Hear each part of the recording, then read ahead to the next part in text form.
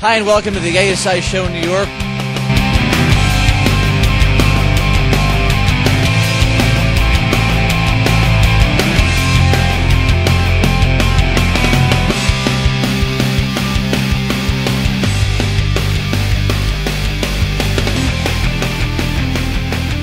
I'm here with Stephanie and Deborah Cohn, third-generation members of the Cohn family. And I know you're both very excited to be here at the first ever ASI Women's Summit. Now, Stephanie, why do you think it's important to have events like this in the industry? Well, you just called me out from in there, and there is such an energy in that room that there's an electricity of people sharing ideas and sharing just life experiences. And I think that having women be able to participate together and in a group format where it's women with women, I think there's unique business experiences, there's networking opportunities, and I think that a lot of common issues. We're all talking about, a woman was just telling me she's a distributor, and she said, I never missed one of my kids' games, or I never missed because I was able to drop them off early at school, and I think that there's a lot of opportunity to share ideas and get business mentoring. Sure. Deborah, what are you hoping to get out of the event today?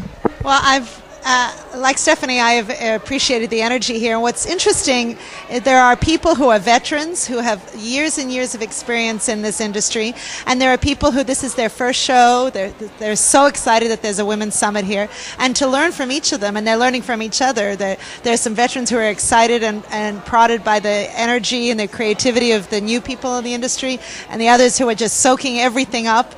I think there is an appreciation that women, collaborate, communicate with each other in day-to-day world, and that happens whether it's personal or professional, and it's happening here in terms of both, in terms of business. So I think people are very excited to be here.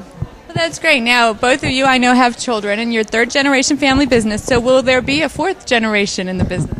There definitely will be a fourth generation. I think that we start them young. And so I think that all of our kids have come and have helped at the shows, whether it was handing out show dailies or just helping in catalog courier. And I think one of the ways to get people wanting to be in a family business is starting them young and getting them to learn about the business. And I know at ASI we've had some of the older fourth generation come in and work part-time, and I know we have someone coming this summer, so there'll definitely be a fourth generation. Well, I was going to say there already is a fourth generation where the kids are being interns in the summer or spring break. I have two little boys. I have the youngest grandchildren in our family, and they are excited. They've got their red shirts ready and black pants to come tomorrow to the show. And so, yes, and I know many other distributors and suppliers here have got their families. I've just met a mother and a daughter here who are sharing this experience, and there are lots of family businesses, as you know. And we're going to put those boys to work tomorrow. I hope so. Thanks so much. Enjoy your time here. Thank you. Thank you. Hi, I'm Nicole, Rollender, editor of Stitches and director of ASI Education. I'm here with Barbara Corcoran, who just keynoted our first ever Women's Summit in New York City. Barbara, what was the energy like for you? Oh my God, these girls and women were happy to be here. They couldn't wait to learn something, and they were enjoying each other. Most important. Yeah, the energy in the room was the thing that really stood out. It was hot, Bouncing off the walls, let me tell you. And I don't even think they were drinking, were they? there were a couple cocktails, but I think that explains a lot. I want to ask you a couple questions. So you hired about 5,000 salespeople over your 30 years. What was the one quality that you noticed was the top performers shared?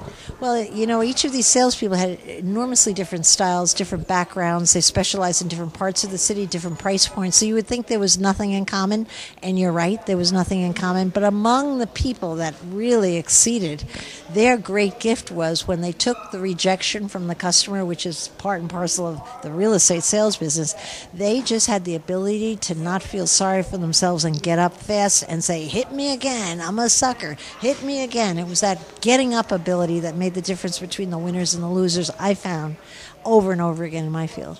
So you really said people who can fail well are the ones who will succeed. If you can fail well, you get back up and you try again. It's in the trying again that all the success is. It never comes easily if you want to be really exceptional in what you do. Yeah, and I saw a lot of people in the room kind of nodding when you were saying that. And the other thing that was really cool, and I think this is something people can learn a lot from, how you become an expert, how do you generate publicity for your business overnight if you're the little guy or just starting out? Well, the good news is the little guy always does a much better job with publicity than the big guy because they have no money. And what you don't need for publicity is cash. So if you've got a lot of cash, you're already big, you got the cash, you're rolling the dough, you really don't need the publicity. God is fair. But if you're a little guy and you can create an idea, some kind of statistical report, which I did my whole life, I thought of the wackiest, most ridiculous things to publish and just mail them to your local media. The media is desperate for statistics, and you know statistics in your field better than anyone else. So if you can churn out a statistical report, you find that you get in the press all the time, and customers believe what the New York Times or the Wall Street Journal says much more than they're going to believe what you say about yourself. And so publicity is the big kahuna when it comes to generating press and building a big brand. No doubt about that. And you had this great example with lanyard. You said get a bunch of your girlfriends over, ask them all what they like, beaded, not beaded, etc., colors, and then publish that and send it out to the press. Yeah, I only suggested that. Not that I know anything about this. I didn't even know what you call it. Lanyards, they're called, yeah.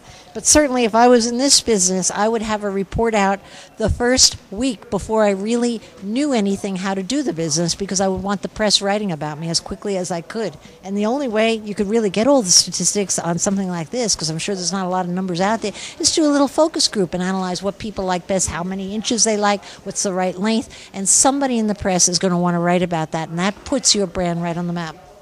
Phenomenal. Well, thank you so much for sharing your energy with us. It's such a pleasure to be here. These ladies are goers. They are superstar salespeople. They are going home still hungry. They haven't learned enough, and they're gobbling up what they can here. Great conference, really. Thank you so much. This is ASI TV. We're here at ASI's first ever Women's Summit at the Millennium Broadway, and I'm here with Mary Whitney with Solar Advertising. and Lindsay Whitney with Solar Advertising. all right, and you both are from New Jersey, I understand. And Lindsay, you are just in the business 10 months, is that right? That is right. I actually just joined Solar Advertising. My parents founded it about 10 years ago, and I just came on with them this last summer. And what is it like to have your daughter in the business? It has been very enjoyable, especially on trade show trips. We've certainly enjoyed being together, and she's got some nice talents. So, Well, that's great. Now I saw you mingling inside. Why did you decide to attend the Women's Summit today? We heard about it from Rich Fairfield, and just explained to us the basis of it and who was speaking and how much we would learn, and thought it would be a great opportunity. That's great. I saw you already mingling with some industry veterans. Have you learned anything yet today? I have. I've learned actually a little bit about what other suppliers manufacture that I didn't realize they did, and a little bit about distributors and involvement in ASI and things like that.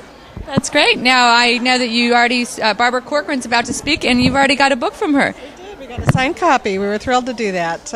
If you don't have big breasts, put ribbons on your pigtails. That's an interesting title. It is, and it also has other lessons I learned from my mom. So since we're a family-owned business, that was very timely. That's great. Well, thanks so much for coming, and have a great day. Thanks, you too.